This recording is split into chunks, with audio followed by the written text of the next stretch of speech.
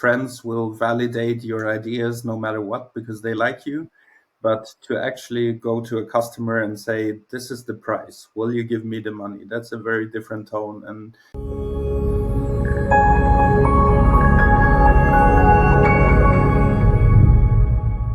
Welcome to The Executives, the show where we navigate in the intricate world of executive leadership, exploring strategies, insights, and personal stories of successful professionals shaping the global business landscape. I'm your host, Majid, and joining us today, we have Niklas, who is the CEO and founder of EventLocker. He has a master's in psychology from University of Vienna. Let us welcome Niklas. Hallo und herzlich willkommen zum Podcast, Niklas. hi there. Thanks for having me. That was a very cool hello, by the way. You were like going like this. Yeah, no, I made the double Double hello. bit of an awkward move, but No, all good, all good. That's fine. That shows the energy, that shows the enthusiasm. So tell us yeah. more about who is Niklas. I'm Niklas, as you said. I'm a psychologist who has now wandered into the realm of founding a company and also having little to do with psychology. We're entering the realm of live entertainment technology. We got there because I basically financed my entire studies by working in live entertainment as a booker for one of Austria's biggest live entertainment companies. And within this line of work, me and my co-founder, who is also in that type of work, discovered some problems in wardrobe service related to events. And I think we're going to deep dive more on that. But basically, I omitted everything I learned at university. I aimed for a scientific career, but just discovered a huge problem in a sector that I have very close to my heart, and decided to take my career in an entirely different direction and found this company to solve the problem of wardrobe service in live entertainment. Mm-hmm. Cool.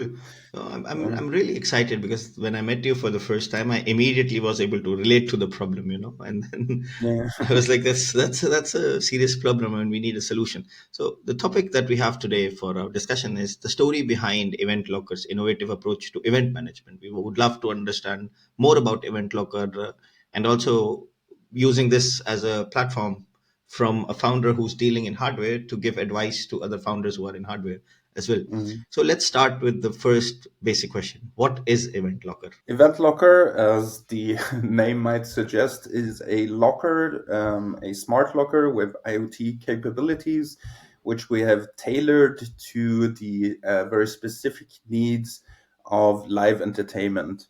And why live entertainment needs a smart locker is because wardrobe service, as probably most of your listeners have experienced, is a bottleneck in the visitor flow of any event. So you arrive at the event, you make the check-in with your ticket. Already there, you stand in line for probably half an hour, only to enter the entertainment venue and being confronted with another queue that also takes another 20, 30 minutes. Being a booker, being a event organizer, I've experienced how this overthrows any event plans, how venues suffer from these delays. Basically, we have discovered that this type of service can be automated. And when we think of automation today, we often think of AI and machine learning and all that is required to automate a service. But as a matter of fact, it can be much simpler than that. So wardrobe service can be replaced by a locker solution where everybody stores their belongings in a self-service type of manner. But there are specific requirements that are needed in this sector, which we have explored through user research and long years of experience in the sector, and that's how we developed a locker that can replace this very manual and analog way of handing over your jacket and store it during the event. Also, which is kind of great, is that this is a rather basic idea, but which nobody in Germany, Austria, or DACH region has ever basically thought of. But for instance, in Holland or Canada, this has quickly moved to be a status quo type of technology or service.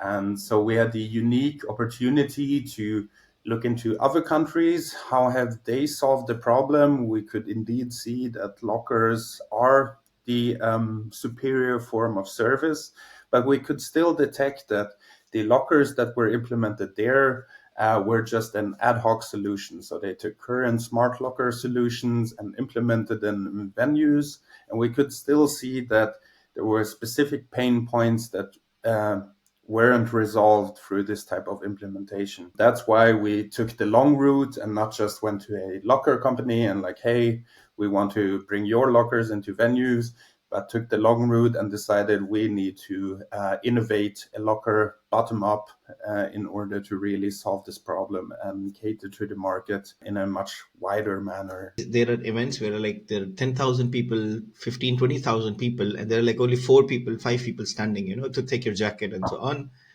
And I don't know if you have ever been a victim to jacket being lost. I was once, my jacket was lost, and I was in Berlin. It was cold. It was December. It was freezing, and I just lost my jacket, and I had to come back without a jacket. So it was like -5, -4 degrees. I was, like shivering.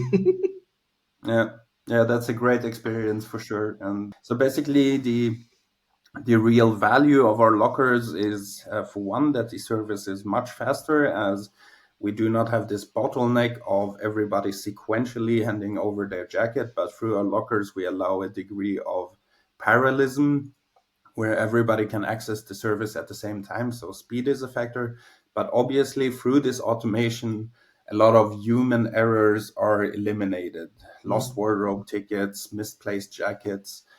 We can basically eliminate these pain points, both for the customers and the venues. So I haven't lost my jacket personally at an event, but I have been on the other side being screamed at that a very valuable jacket is now missing.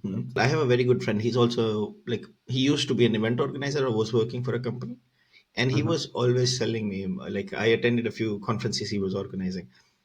He was struggling. Sometimes he was running towards this, where they put the jackets because they didn't have enough people. And then at the same time, he was getting on these walkies like, hey, we need more people here, like somewhere else on the stage or something. So it becomes also hard for them to manage, So it's not like you're saying the events will be automatically organized, because there are a lot of other places people can still be utilized, right? I mean, those are harder, So I personally love when you explained the solution, and I was like, yes, finally it would actually be good, that I can just put in my jacket. I don't know how it works. Would love to understand, like, for an end user, what's the process like? Is it We allow for a one-step interaction. It doesn't require smartphones, and we don't need to hand out any keys to the visitors, which they can misplace, lose, which we need to replace. So I think we truly have developed the most user-friendly single-use locker there is on the market. And with single-use, I mean that most smart lockers have been optimized for recurrent use. So in your gym or at your workplace, you might have a locker and you might have your access card, and that's very intuitive and user-friendly. But we have established the same kind of user-friendliness without needing to give you an access card, enter you into a system. And so the same convenience you experience at your gym, you can experience at a venue without being a member of the venue. And that took quite a lot of effort, technological, but also conceptual, arriving at the solution.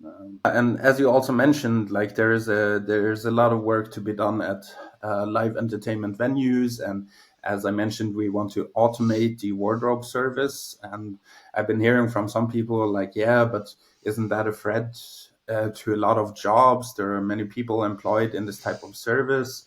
But you already got it right. Every venue is struggling with getting hires, having their people on site, and they are more than happy to use their personnel in a more efficient and maybe more dignified way, because I think this very old concept of how wardrobe service works today, it actually goes back to the Middle Ages. Like it hasn't been innovated for hundreds and hundreds of years.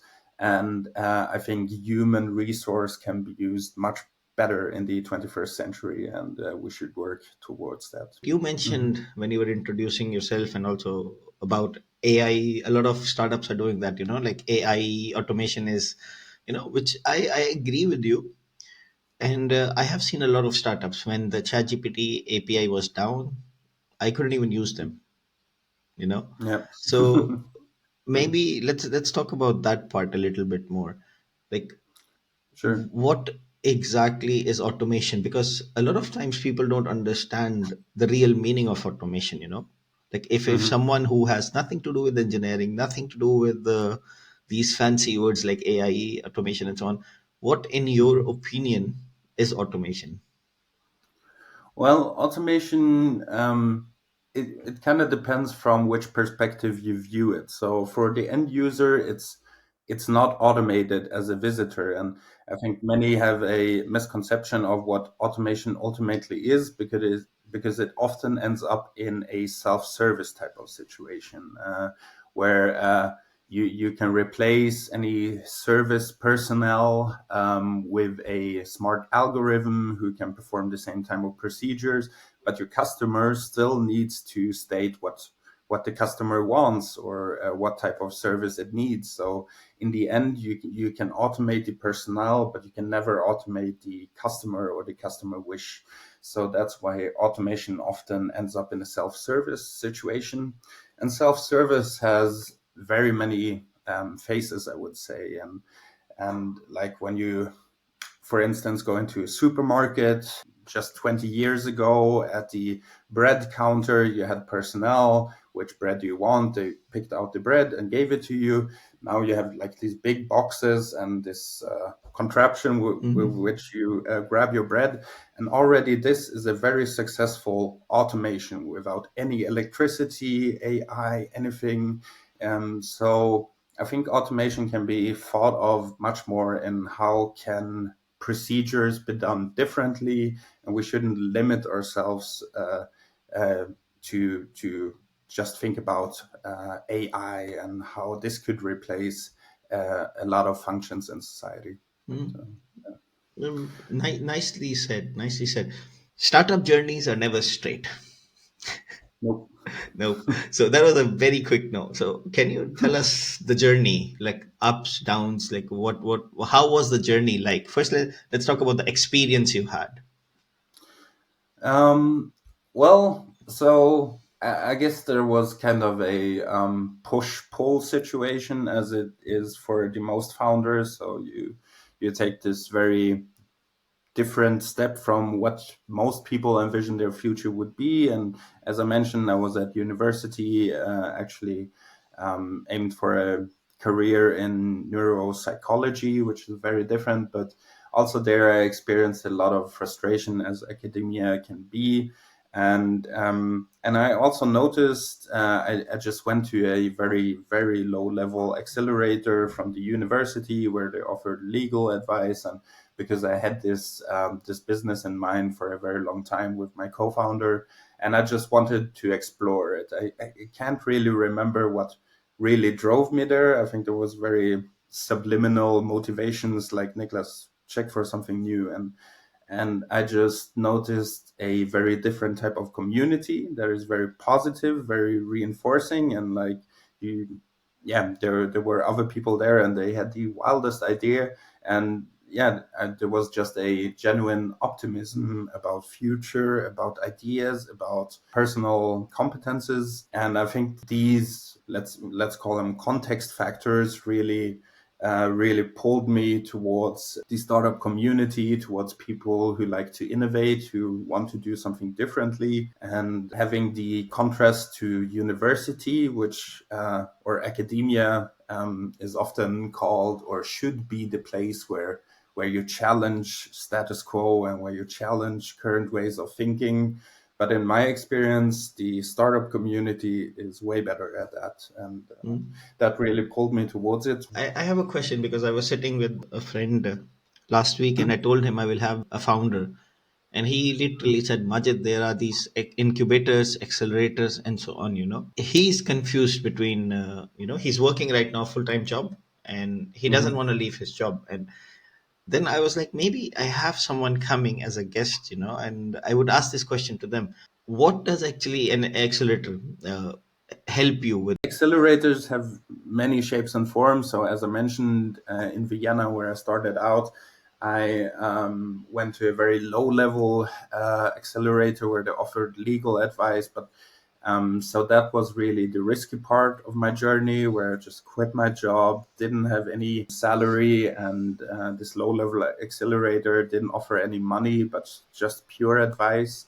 And normally these accelerators have a program, right? Like how long was the one that you were involved with? It's called the Visionaries Program, and it's 100 days long. We now moved a bit longer because obviously it's a serious matter. They invest quite a lot of money, and obviously you take the time that is needed in order for you to validate and build a proper case. So we went a bit over these 100 days, but yeah, basically the idea of MBT is 3 months from idea to the initial uh, concept of your MVP, which they then build. And the focus during these 100 days is validating the problem. So you basically come to MBT and say, like I did, hey, there's the live entertainment sector, and everybody is screaming about this wardrobe service. It's a huge problem for them. And they said, okay, prove it. So I talked to 30 venues, recorded it, transcribed it, analyzed the data and showed it to them. And they said, indeed, there is a problem. You proved it, Niklas. Now prove to us there is a solution. And then I talked to the venues again. I talked to them about how this locker could help them. And indeed, the venues confirmed, yes, I want this product, and showed it to MBT. They said, all right, you have the solution. Now, last stage, are they willing to pay for it? Willingness to pay. And that was the last stage, more or less, to also confirm that not only is there a problem, not only is there a solution, but the customers are very willing to pay in order to resolve this problem. And once you get these three things, you're set to go. So now, because you mentioned a process, right? It's a brilliant process that if someone is not willing to pay, it's not going to be a viable business model. And Yeah. oftentimes whenever I have someone coming in to me and, hey, you know what, I have this brilliant idea, and I talk to my brother or my friend and he says he would pay money, I'm like, then ask him for the money. Because the thing Mhm. is, family and friends always say yes, it's a brilliant idea, but you never know if it's a good idea, because business is about scalability. Friends will validate your ideas no matter what because they like you.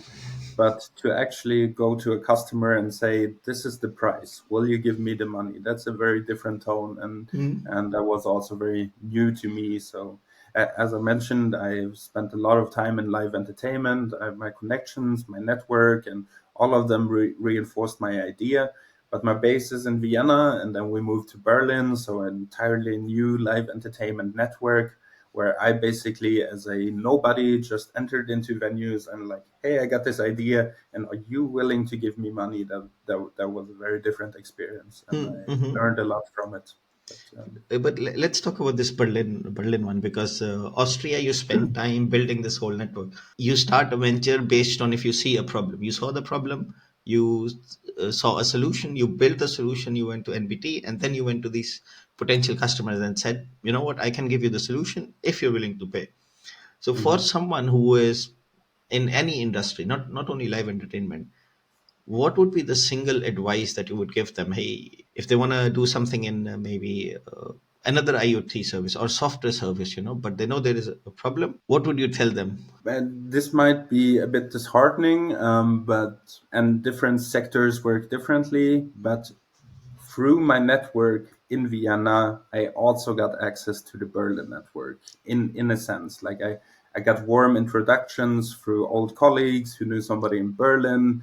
And I think, or it's been my experience that you should innovate in the sector in which you are an expert and in which you know people.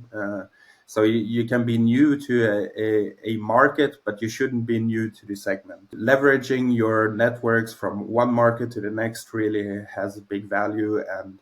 And also, live entertainment might be a bit unique in that way, but they really have a different lingo and also a different way of looking at business. The big venues are quite big businesses, but they are handled in a very different way if you compare them to other businesses of same size. Mhm. Yeah, and the entire context of that I was very familiar with, and it helped a lot Mhm. in the process of connecting with them in order to get the right information from them. And so, yeah, I would recommend to anybody to really think of innovations in the segment in which you are an expert. But, Mm. yeah. But I mean, network is important, right? Network is key. If you even want to do a sales job or anything job, right? It can help you in your career. It can help you find customers. It can help you start a business. It can do wonders. But the key behind is build your network. You mentioned that you have you used your network in Austria to get warm introductions here. But I'm curious, and you also mentioned that you had a pretty smooth or linear growth up, but there would Mhm. have been some challenges, right, that you faced during the. Yeah, basically challenges on all fronts. I mean, the most fundamental problem of all is I want to promote a product which doesn't exist. I don't have a team. I don't have the product yet. I only have the idea and seek to validate it. And that's also why I reference to the network. So obviously, our business idea is a startup. We aim for large scalability, and we don't cater this product only to our network. Then we wouldn't be a very viable business model.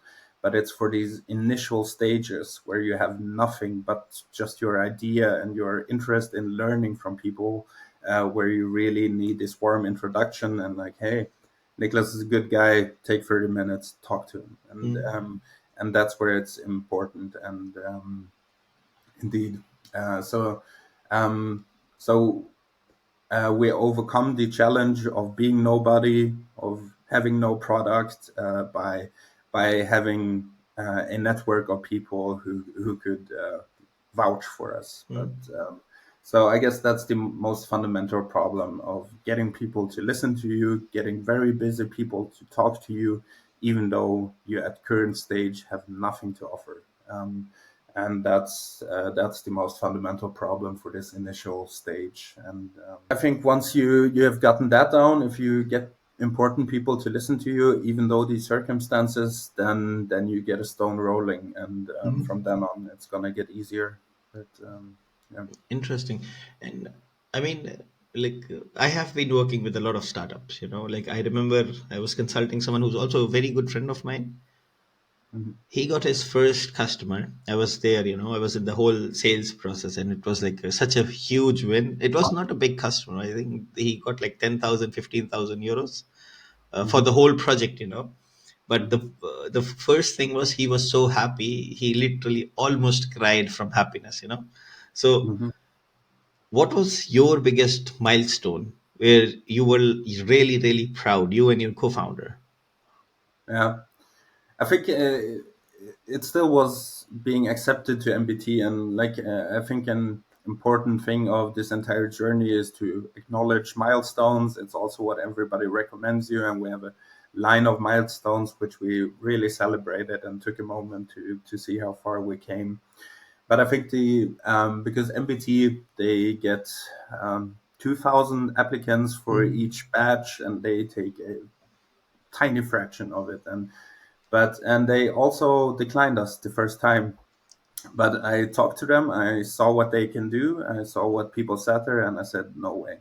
And 2 months, I asked the executive, give me 2 months and tell me what you would want to see from me. Is it LOIs? Is it a new concept? And I worked intensely for 2 months and just didn't let go, bothered them a lot. And I don't think that's my recommendation for people to bother people, but I did in this case, and it came through, and that was really a big risk. So I put 2 months into something that was already declined, which had very low success probability, I would say.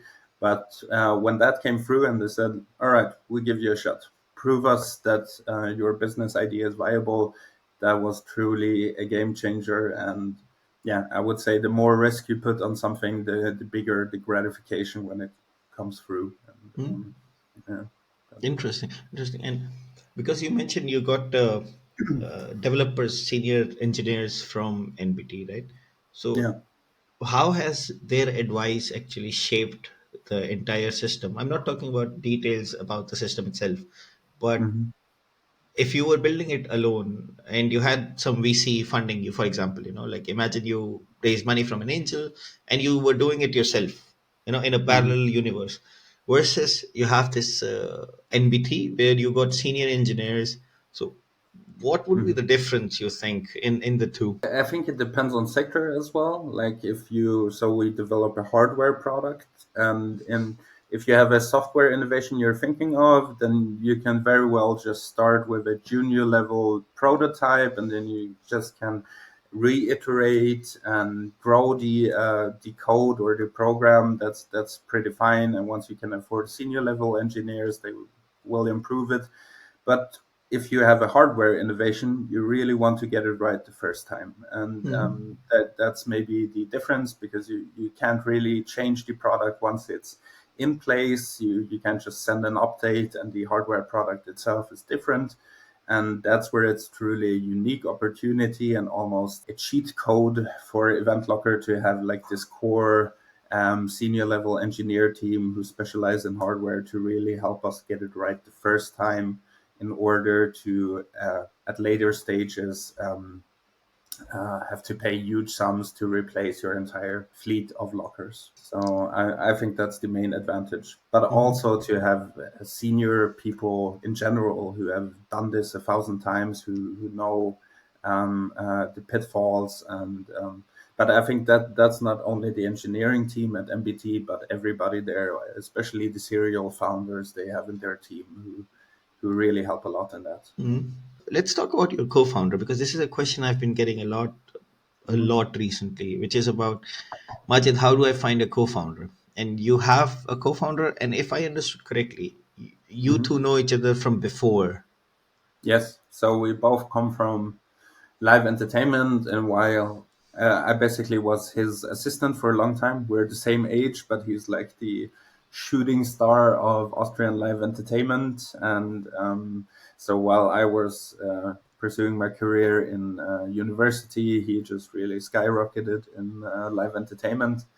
And when I spoke of networks, and that they aren't really purely my networks, they are mainly his. So he really has a strategic edge for us in that he basically knows Europe's entire live entertainment sector.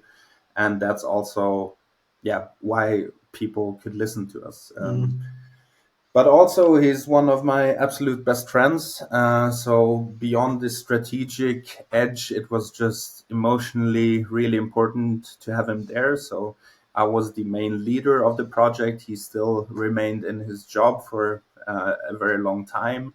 But just to have him there, to have daily debriefings, to also have like these very high expectations of each other. I think in this entire journey, even though we celebrated milestones, I don't think we ever said well done or thank you to each other, which sounds horrible, but it's actually great. We have very high expectations of each other, and but in like a warm and nice way. But and I think this degree of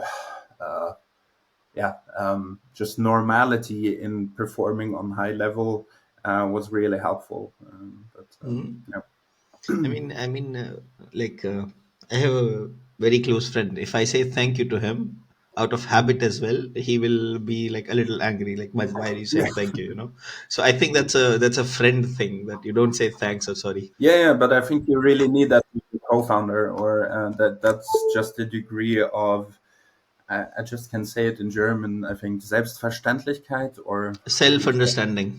Yeah, just this Mm, that is really really important, in order because you really need the highest level of trust on that mm, co-founder level. When you say, could you take that part and I take that part, you don't say thank you, you don't sugarcoat it.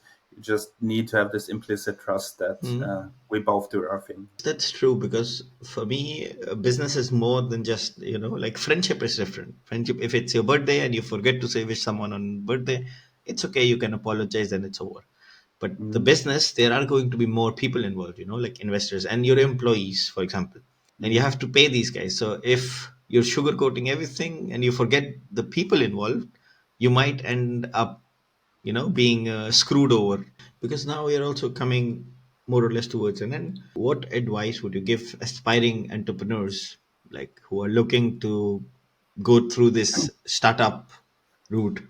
I can just say from experience, look who's listening to startups. There's an entire network of people who are so encouraging and so, yeah, inspiring in a way. And as I mentioned at the start of the podcast, that I've never experienced this type of community, network, enthusiasm, and not at university, not at different workplaces. And I think most people who are thinking about founding and haven't engaged in this dialogue yet just truly need to enter on the lowest level, just some low level accelerator, no bottlenecks, no threshold of entering, and just really feel the vibe of people truly allowing people to think diagonal, think Mm. different, and just experiencing that. I think that will get a stone rolling in any Mm. direction. Cool, cool. That's valuable advice.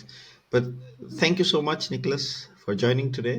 This has truly been very Yeah. inspiring and also very insightful. To our listeners, thank you so much for tuning in to the executives this time. If you found this episode valuable, don't forget to subscribe and also leave a comment if you agree or disagree with Nicholas here, and share it with your network. Until next time, this is Majid signing off.